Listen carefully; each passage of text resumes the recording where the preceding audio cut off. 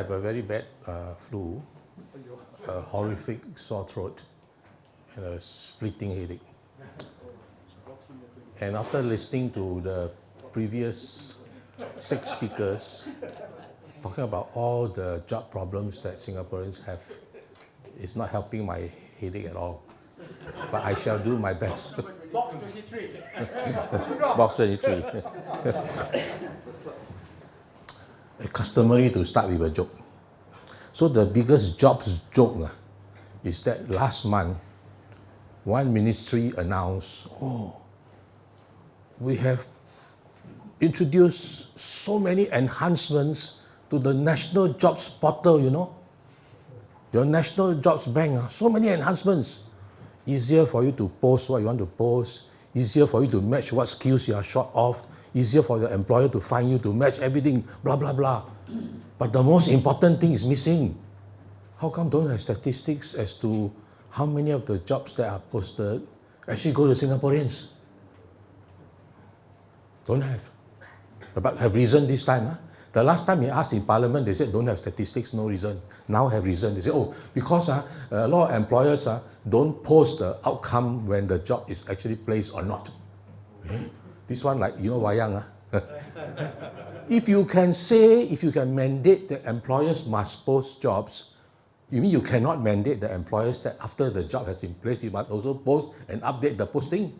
This is illogical. This is nonsensical. Yesterday's May Day message. Oh, dear Singaporeans, unemployment has come down, okay?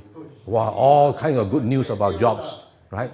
But if you look at the advanced first quarter labor market report released last Friday, the unemployment rate, the overall unemployment rate has dropped from 2.1 to 2%. The residents' unemployment rate has dropped from 3 to 2.8. But here's the biggie, the Singaporean citizen unemployment rate remains unchanged at 3%. So I think something wrong with the statement when you say that, unemployment has dropped, Yeah, it has dropped for foreigners, it has dropped for PRs, but it hasn't dropped for Singaporeans.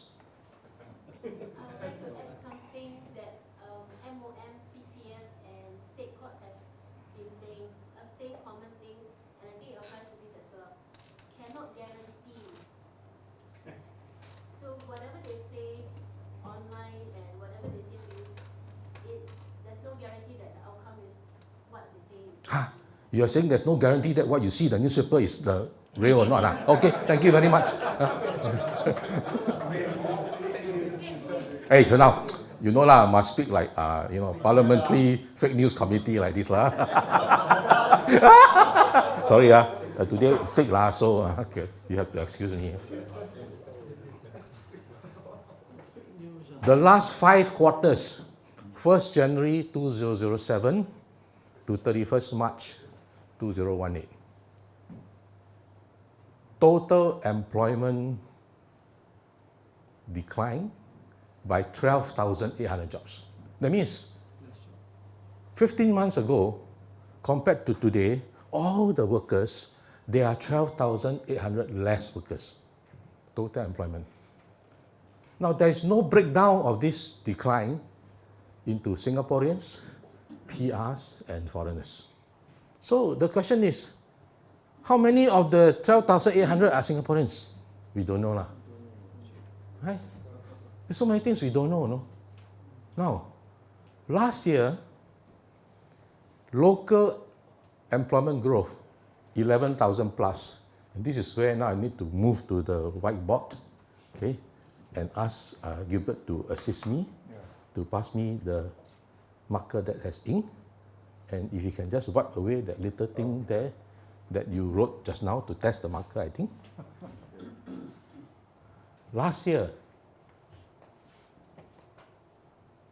local jobs growth, 11,000 plus.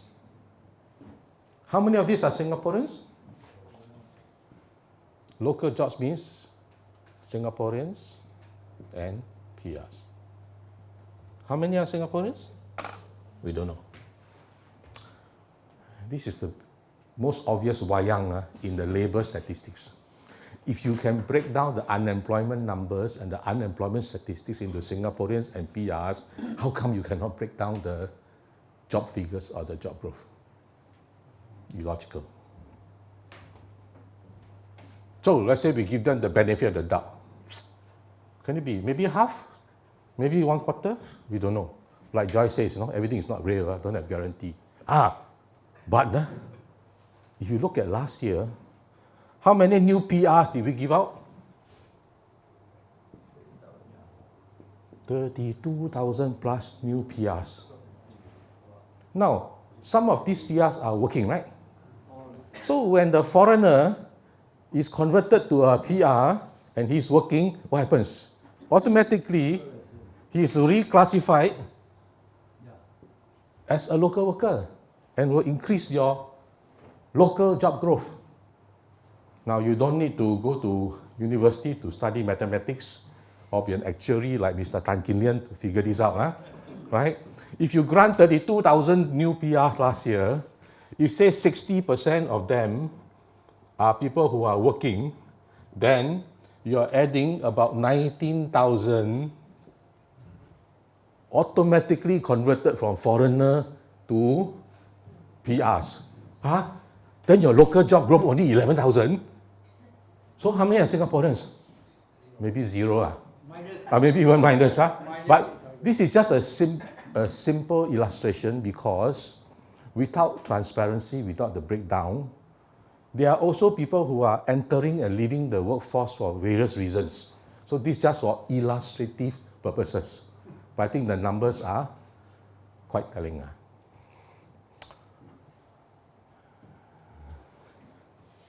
When we talk about jobs, today, all the debate online is about university students, right?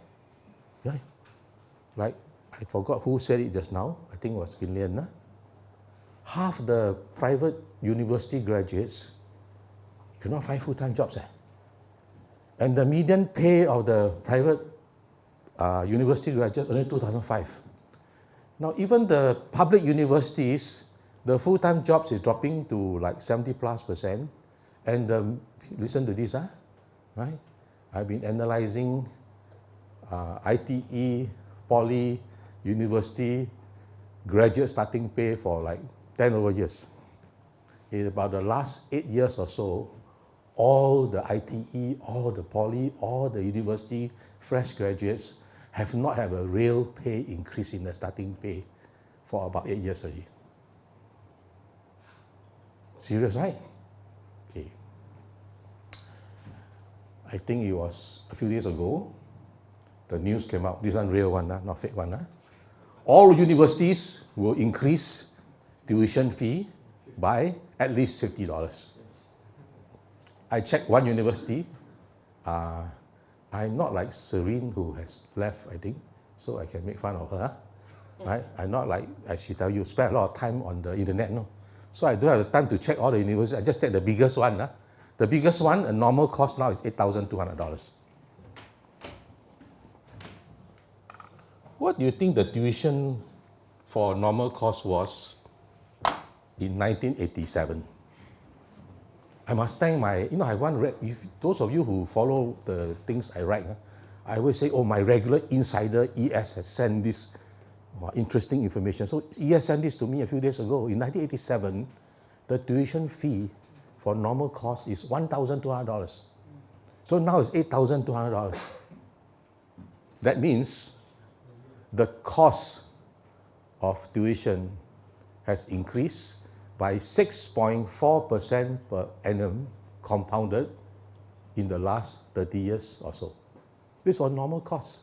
For medicine and dentistry, it is now about 26,000 plus, which is a compounded increase of about 10.5% for the last 30 years. So you say, what's the problem, right? Everywhere, every country, the cost of tuition is going up. You know how much the government has been spending on recurrent expenditure per university student in the last 30 years? In 1987, The then education minister, who subsequently became one of our former presidents, said in the newspaper, we're spending $14,400 per university student in 1987. Fast forward to 2017, 30 years later, how much is recurrent government spending per university student per year? 21,000 plus. What does that mean? The government has only been increasing recurring expenditure per university student by a miserable 1.4% per annum in the last 30 years ago. I repeat, 1.4% per annum against a 6.4 to 10.5% per annum increase in the tuition fees. Inflation in the last 30 years was about 2%. And your government is only increasing by 1.4%. GDP growth in the last 30 years about 5% per annum. And the government is only increasing by 1.4%. In our largest public university, you look at the annual reports, the surplus for the last 3 years alone is $1.4 billion. So is there justification to keep increasing tuition fees in the public universities every year since 2010 and the years before? The answer is no. You graduate, you get a job, then you say, okay, my life should be smooth sailing. I have a family, I have a house. One reason why I fell sick is because the statistics that I analyze nowadays is so sad. The brain cannot take it, Yeah. I'm going to tell you the saddest one. This is the saddest one. For most of you young people, or even the older ones, your job, you have to work until you die, You know why? Because increasingly we realize CPF may not be the mother of all our problems. The mother of all our problems is HDB now. Because, right, 2 years ago or so, when the minister said, hey, you must be prudent when you buy HDB, because the value will start dropping as you get older, it becomes zero after 99 years. According to a newspaper report a month ago, roughly, the price gap between the older HDB flat, over 40 years old, and younger one, less than 40 years old, 4-room in a mature estate, I better not mention which one, the price will crash, okay? Is 65%. So this is a time bomb that's getting bigger by the day, as about 80% of Singaporeans own HDB flats, and the flats are getting older. Because the moment the flat becomes 40 years and older, there are restrictions on the use of CPF to pay for the flat. There are restrictions on the loan you can get. There are restrictions on the tenure. Right? In fact, this problem don't have to wait until 40 years. 35 years, the problem will come. You know why? If I buy your flat that's 35 years, I have to wait 5 years later, then I can sell, right? So that will hit 40 years, I will die already, right? Okay. So you can see people writing to the newspaper forum. I listen to the asset enhancement policy rhetoric encouraging me to invest in HDB flat. So I did that. Then now I want to downgrade my flat. So when my flat comes, I'm given 6 months to sell, but cannot find buyer. Right? Because the price, if I sell at this declining price, is not enough for me to even buy the new flat and make ends meet.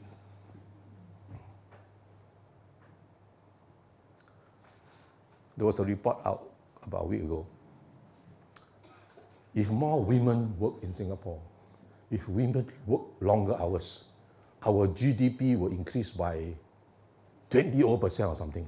So we must focus more on getting more women to work and more women to work longer hours. You know what's the problem? Most of the low-paying jobs are done by men or women? Women, okay? Right? So to raise the GDP, you don't just focus on getting more women to work or to work longer hours. Hello, Singapore already has the longest work hours in the world. How much longer do you want? You have to raise the pay of the women, and your GDP will also go up. You see, so a lot of the policy announcements that we see and hear, they are like one track, oh, we must get people work longer, we already work the longest, what you want? Increase the pay. There are over 500,000 workers, resident workers, who earn less than $2,000. There are over 100,000 resident workers who work less than $1,000. How to survive? And this is including CPF. How to survive? Cannot. I think my brain going to crash already. Thank you.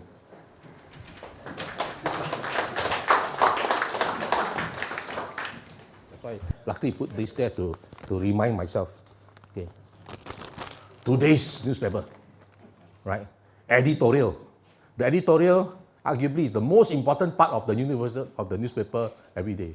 And on May Day, very important because the message is tripartism and the changing job scene. It tells you how great tripartism has been for Singapore, how good has been for Singapore, blah, blah, blah, blah, blah, blah. Okay? You tell me, what has tripartism given to us? The rights of workers actually don't have rights, right? There are still people working. One of my classmates in primary school works in a fast food place. He's getting $5 plus an hour at the age of 64. Right? How can you be the most expensive city in the world, according to the Economist, the 5th year ranking? How can you be, according to IMF, one of the richest country in the world by per capita income, and you have a tripartite system that shows you the outcome, people working for a little at $5 an hour. As I mentioned earlier, 500,000 people earning less than $2,000. Look at the unemployment. Now, the official figure of unemployment is 3%, but it may be higher. You know why? Every year they also grant 20,000 new citizens on top of the 32,000 new PR last year. So all this will add to the total employment. When the denominator total employment increase, even if the Singaporean employed remain the same, it will start shrinking because the denominator is bigger. So if the 3.0 remains the same, it may mean that actually the unemployment rate of what I call true blue Singaporeans, after adjusting for new citizens, has actually gone up and maybe more than 3%. What has tripartism given to us? The most unlevel playing field between citizens and foreigners in the world. What do I mean? You employ a foreigner, no need to pay CPF, so employers save money. You employ a male Singaporean, have to go for national service reservist. Foreigner, male, no need. Employ female, especially work permit, don't have 4-month maternity leave problem because work permit cannot get pregnant have to go home, will be deported. And if you employ a foreigner who is normally on a 2-year contract, you can torture the guy every day, make him work, 80 hours a week, and he cannot resign because he's stuck with you for the 2-year contract. Now you know why, as one of the speakers said, the first one earlier, he sent out 80 over resumes, posts everywhere, not a single response. Because the playing field is not level. If you are an employer, would you employ a Singaporean, given the 4 factors that I have just mentioned? And to make it worse, the whole world can come as tourists in Singapore, apply for a job, and when they get it, stay and work. Nowhere in the world, in any developed country, you allow that to happen. So on this May Day, very sad. Thank you.